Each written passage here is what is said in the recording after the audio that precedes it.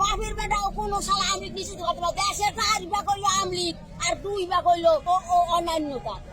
দল হইলো 2টা, বিএনপি আর আমলিক, আর অন্যান্য হলো সামথিং সামথিং। মূল আমি এখান থেকে আসতেছি, তখন জিজ্ঞেস করছি আজকে কিসের খাবার এটা, তখন হুজুর বললো যে এটা আমলিক মারা গেছে তার খাবার। আমি বললাম আমলিক মারা গেছে বলছে কোন শালা? আমলিক এই দেশটা স্বাধীন করছে, জন্ম দিয়েছে, তা সে তো আর মারা যাইতে পারে না। আমি প্রশ্ন রাখলাম, তোমরা পশ্চিম পাকিস্তানকে পশ্চিম বাংলাদেশ ঘোষণা দিয়া নেতা সাজো পল্টু মস্তানরা, তারপর তোমাদের নেতা মানবো, এর আগে না। এটা একজনের স্বাধীন কইরে গেছে, স্বাধীন করা জায়গায় হওয়া পাতে বেগুন দিও না। কিন্তু ওই যে ভাবটা হয় নাই, পাকিস্তানের পশ্চিম বাংলাদেশ ঘোষণা দিয়া ওইটা পশ্চিম বাংলাদেশ স্বাধীন করো, এরপর তোমরা নেতা সাজো, তোমাদের সাথে আছি। সবাই বলতেছে যে আওয়ামী লীগ নিষিদ্ধ করে দেওয়া হচ্ছে।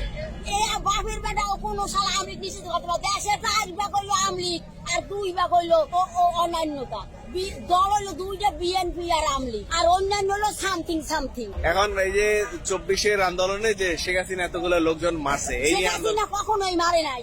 আমরা দাঁড়াই দেখছি, আমরা দেখছি সাধারণ পরিবেশে কারা মারছে আমরা দেখছি, টোকাইরা মারছে। ওইয়া কইও না, এই টোকাইরা অস্ত্র পাইলো কই? শেখ হাসিনা ব্যবস্থা নেয় নাই কেন এদের উপর? টোকাইরা অস্ত্র তো দেশে বিদেশিরা আমাকে দ্বারে তথ্য নিতে আসে, আইসা গোয়েন্দা তোর বুঝি না বলে, ও চাষিরা জানো যে এই দেশটা আর্মি 1500,000 কোটি টাকা ঘুষ দিয়ে আর্মিরা সঠিক পদক্ষেপ নেয় না। শেখ হাসিনা একজন যদি দেশপ্রেমিক থাকে, সে শেখ হাসিনাই ছিল, আর কেউ দেশপ্রেমিক নাই এই দেশে। তাইলে এই যে ইন্ডিয়া থেকে লোকজন আইসেছে, লোকজন মারলো, ইন্ডিয়া থেকে লোকজন আছে, ভুয়া কথা। এগুলো তোমরা প্রমাণ দাও, লিখিত ভাবে প্রমাণ দাও, আমরা দেখাও। তারাও তো বলে যে আমাকে প্রমাণ দাও যে আমরা ইন্ডিয়াতে আইছি, ইন্ডিয়া দেশটা স্বাধীন করার সহযোগিতা করছে, ইন্ডিয়াতে মাল না আনলে আমরা খাইতে পারি না, আমাকে সব ইন্ডিয়াতে পানি চাললে দেশ ভাসিয়ে যায়। শেখ হাসিনা বলাই তো যায় নাই, তারে আর্মিরা সসম্মানে দেশে থুই আইছে লিখিত ভাবে, আবার যেদিন প্রয়োজন হবে আর্মিরা এই দেশে আবার এই দেশে ফেরত আনবে।